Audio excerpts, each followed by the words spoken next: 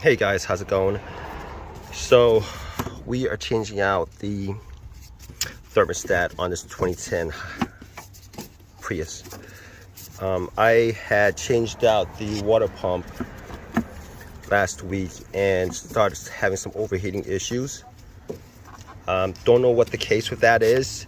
I assumed it was the water pump, but if it was the water pump, you would get a code for it. I didn't get a code for anything. Give me a sec. All right, so once you take that off, there's the thermostat right there. There's two hoses. I don't think there's any kind of sensor connected to it. I'm pretty sure there's no sensor connected to it. So I'm gonna clamp the two lines so that the coolant gets clamped, and I won't have to drain it, because this is where the coolant goes into the water pump. The water pump cycles the water back into the cooling system. So it should be an easy job. I think there's three bolts, and there's good space to get out. So I'm gonna get that out, and hopefully that's the end of the issue, because I don't want to be doing this water pump again. It's not really difficult to do, but I just really don't want to revisit that again, because then I'd have to drain it and then take the pump out, refill it. I know it's right there, but it's not the worst case. It's not the worst case scenario, but hopefully this changes it. But before, I had a code for the water pump. I did not have a code for anything else, and it did not overheat on me. So it is what it is. See what happens. All right, guys. So I got the two hoses clamped, but there was still a lot of coolant in the engine, so it was leaking out, and also it was leaking out from the reservoir. Not a problem. Got that in a bag, and you're gonna use a number 10 long socket. Number 10 long socket, and you're gonna need an extension, because the oil dipstick isn't gonna be in the way unless you take the oil dipstick out, which is pretty simple. There's one and two. There's a bracket holding on there, but a 10 and extension would work, and that should just come out, and we'll just put that new one in. All right, guys. So how hard or easy this job is essentially dependent on what tools you guys have. I recommend this, guys. Tite-reach. I had this from like years and years ago, and it always comes through. This is like I'm pretty sure I paid like 60 bucks for that, but that tool has saved me in so many different ways you guys do not even know. So basically, there's two of these 10 nuts and bolts, and one bolt. All right. Now, if you guys are doing this job, there's a good chance that your water pump, your car, it has like 180,000 miles on it, 190, which is what this car has. And those screws are gonna be tight.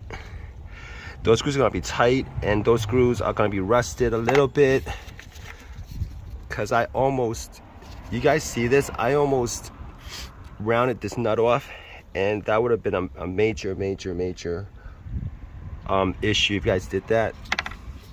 So basically, what you guys want to do is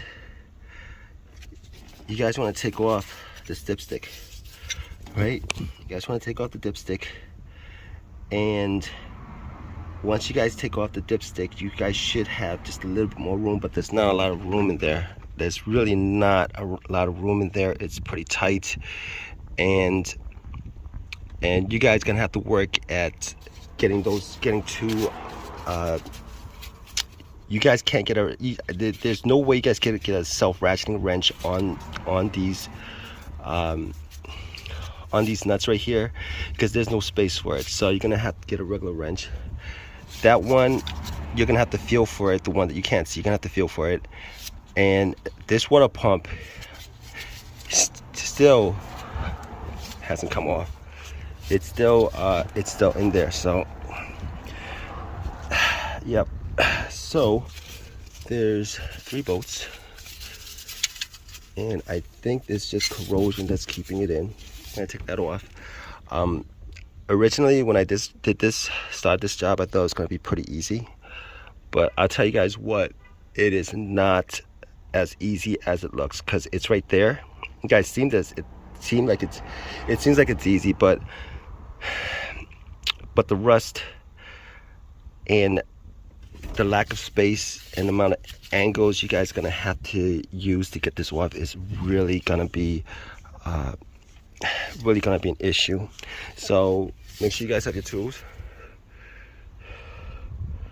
All right, guys. So I hope this has helped you guys out. If you guys have any questions or comment whatsoever, just leave a comment in the comment section. I'm gonna put a gasket maker on this, even though there's a rubber gasket on here. I'm gonna put a rubber gas. I'm gonna put, what is that? What's that gasket maker? I'm gonna put gasket maker on there with that, and we'll see how this works. Maybe I'll put another video just to give you guys an update whether this by the way, if you guys can't get the nut out, you guys could try to get the stem out, even though the nut is probably a lot easier to take out than the stem, because if you guys end up rounding off the nut, what you guys want to do is you guys want to spray this with PB Blaster, and you guys are going to use the torque on the head to take that out. But anyway, those are just my tips on doing this job. If you guys have any questions, definitely leave a question in the comment section. Please subscribe with that thumbs up. All right, guys, take care. So unfortunately, that's not the end of the video, because one of these called metal grommets that's on this plastic water pump is stuck on there. So that's what age does to a lot of things, and I'm gonna use a vice grip to get that out, and I should be able to do that pretty easy. But you guys are still here, just want to give you guys a little bit of that insight on this.